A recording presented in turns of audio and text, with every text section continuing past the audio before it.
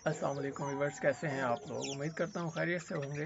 जैसा कि आप जानते हैं, सर्दियों का मौसम है, धूप बहुत कम निकल रही है, बारिशों का सीज़न भी आने वाला है एक बार फिर से।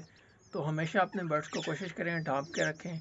इन्हें ब्रीडिंग सीज़न चल रहा है और तकरीबन हर बर्ड ने ही बच्चे दिए हुए हैं। बच्चों को सर्दी बहुत जल्दी लग जाती है, तो कोशिश करें अपने बर्ड्स को हमेशा ढांप के रखें, सर्दी से बचाएं। और थोड़ा सा भी अगर बर्ड आपका डाउन हो तो उसको एरिनिक सिरप ज़रूर पिलाएं।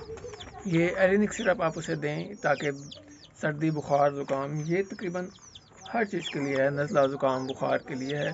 ये आपको इजीली हर जगह से मिल जाएगा। कोशिश करें कि आप अपने घर ये लाजमी रखें। अगर इस्तेमाल भी आपने एक लीटर पानी में एक ढक्कन ही करना है, ज़्यादा नहीं डालना।